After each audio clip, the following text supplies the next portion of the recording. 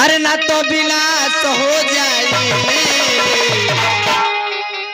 अच्छा बाबा साहेब के मानेला सबे मानेला ना।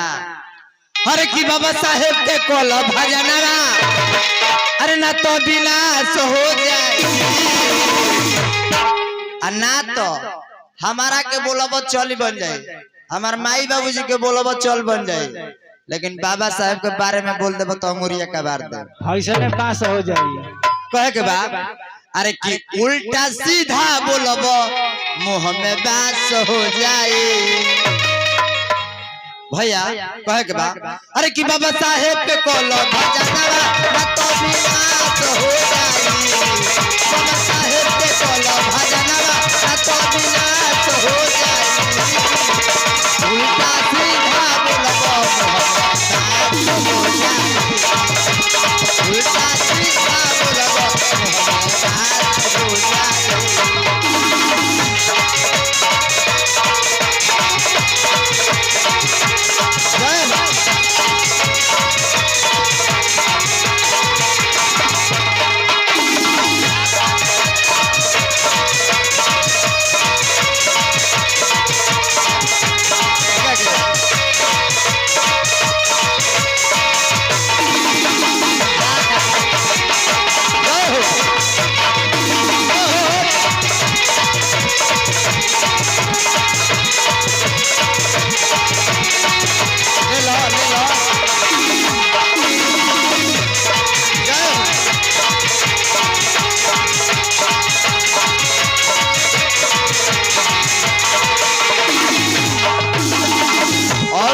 के बा और कहे के बा।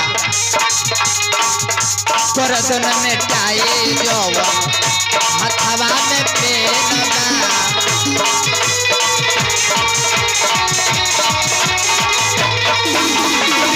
और रहे के बा प्रमंडलीय भैया की तरफ से हजारों हजार रुपया के पुरस्कार बा। भैया के गोट छुके गोला के नसीब बात की कामना करके। करदन में टाई जो हथवा में पेन बा सुन लो बहुजनी तो बाबा साहेब के देन बा, बाकी ना कहक बा। करदन में टाई जवा हथवा में पेन बा,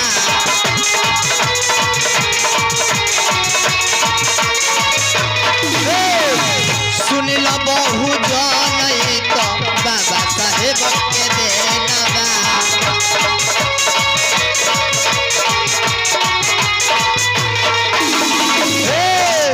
बाबा साहेब के कोलो भजनवा ना तो विनाश हो जाए,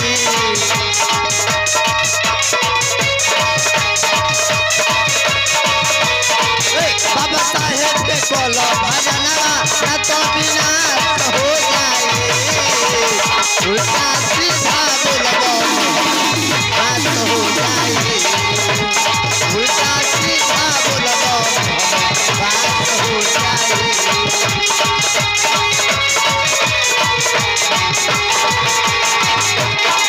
छोटा है कि मोटा ये तो बाद में बुझाएगा, छोटा है कि मोटा ये तो बाद में बुझाएगा, और बाद में बुझाएगा कि तुम्हारा छेदा जय हो।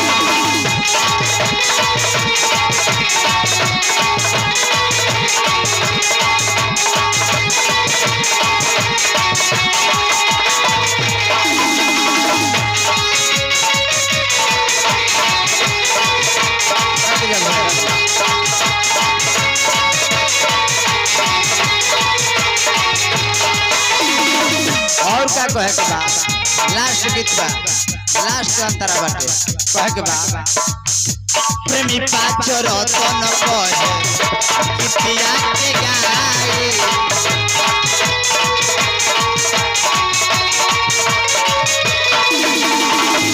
रुक जा दुलार भैया। दुल्हे दोस्त कृष्णा कुमार गाना पे खुश होकर भैया 100 रुपया के इनाम दिल बने। भैया के गोड़ छुके गोड़ा के आशीर्वाद के काम न करबो 500 बा। अब बीच में 4 गो नंबर ही बैठो का जाने हो। और का कहे के बा पाँच रतन कहे गीतिया के गाई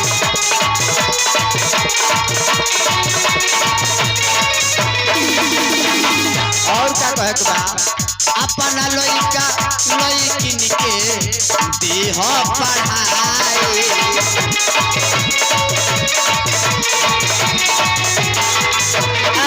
अपना लइका लइकिन के देह पढ़ाई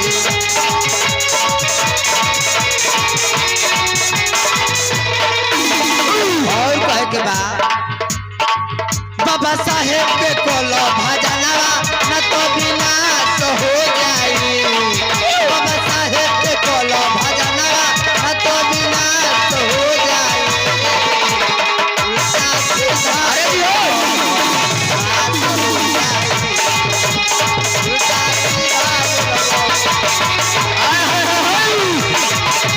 उल्टा